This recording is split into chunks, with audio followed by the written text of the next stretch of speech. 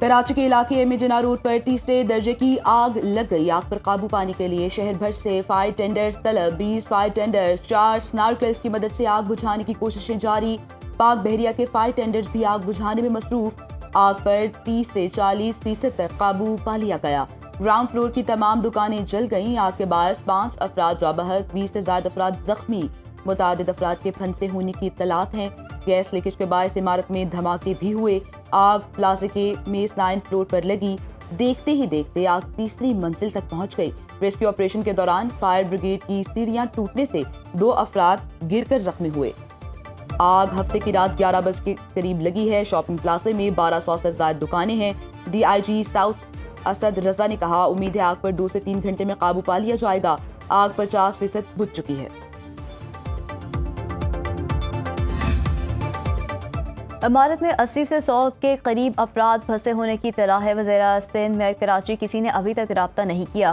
یہاں سے گورنر سندھ آئے اور کوئی نہیں آیا۔ صدر گل پلازا تاجر ایسوسی ایشن تنویر قاسم کی میڈیا سے گفتگو کرتے ہوئے آپ دیدہ ہو گئے۔ کہا، ہمارا اربوں روپے کا نقصان ہوا ہے۔ کبھی فائر بریگیڈ حکام کے پاس پانی ختم تو کبھی ڈیزل ختم ہو جاتا ہے۔ ہم حکومت سے اپیل کرتے ہیں کہ عمارت سے لوگوں کو نکالیں۔ ہمیں مال کی پرواہ نہیں، اپیل کرتے ہیں کہ دکانداروں کی جانیں بچائیں۔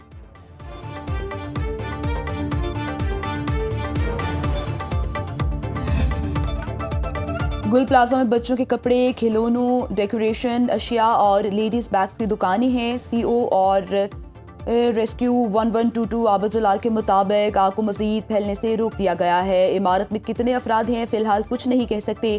متاثرہ عمارت گرنے کا بھی خدشہ ہے۔ مختلف حصوں پر دراریں پڑ چکی ہیں۔ آگ لگنے سے عمارت کے پلرز کمزور ہو گئے۔ عمارت کی پچھلی جانب ایک حصہ گرا ہے۔ دوسری جانب سی او واٹر کارپوریشن کے مطابق شہر میں تعمیراتی کام کے باعث واٹر ٹینکر تاخیر سے پہنچے۔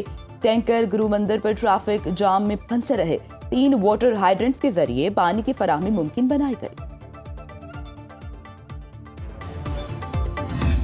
میں یہ سمجھتا ہوں کہ آج ہمارے لیے پھر ایک دفعہ سبق حاصل ہوا ہے کہ جو بلڈنگز ہیں، جس میں یہ دکانیں ہیں، شاپنگ سینٹرز ہیں، انہیں اپنے تمام تر جو سیفٹی میجرز ہیں وہ لینے چاہیے۔ دکانداروں کو بھی اور اداروں کو بھی اس کا خیال رکھنا چاہیے کہ ایک حادثے سے آج پورا شہر پریشان ہے۔ اندر 100 سے زیادہ فیملیز کے بارے میں بتایا جا رہا ہے کہ وہ اندر ابھی موجود ہیں، پھنسی ہوئی ہیں، لیکن میں سمجھتا ہوں کہ ہم سب کو اس طرف توجہ دینی چاہیے۔ گورنر سندھ کامران ٹسوری رات گئے گل پلازا پہنچ کے امدادی کاموں کا جائزہ لیا۔ سنو نیوز سے گفتگو کرتے ہوئے کہا، پہلی ترجیح لوگوں کی جان بچانا ہے۔ پلازا کے اندر 100 سے زائد افراد موجود ہیں۔ گورنر سندھ نے گل پلازا میں آگ لگنے کے واقعے کی رپورٹ طلب کر لی۔ وفاقی وزیر صحت مصطفیٰ کمال کی سندھ حکومت کو مدد کی پیشکش۔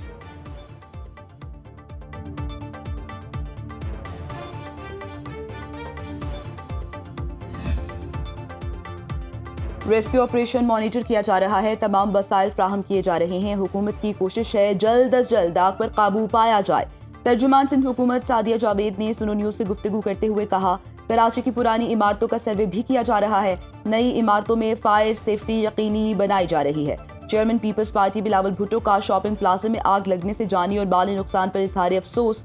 جاں بحق افراد کے اہل خانہ سے اظہار تعزیت۔ دوسری جانب سندھ رینجرز کے اہلکار فائر بریگیڈ کے ساتھ ریسکیو آپریشن میں مصروف۔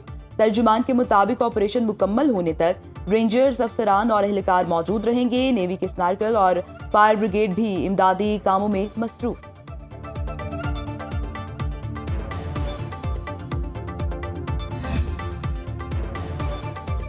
اپوزیشن لیڈر سندھ اسمبلی علی خورشیدی کا گل پلازا میں آگ سے انسانی جانوں کے ضیاع پر دکھ کا اظہار۔ جاں بحق افراد کے اہل خانہ کے غم میں برابر کے شریک ہیں۔ فائر بریگیڈ محکمے کی صلاحیت بڑھانے کی ضرورت ہے۔ متعلقہ افراد کو جواب دہ ہونا چاہیے۔ وفاقی حکومت نے سنارکلز اور دیگر آلات 2022 میں فراہم کیے تھے۔ کم سے کم جانی نقصان ہونا چاہیے۔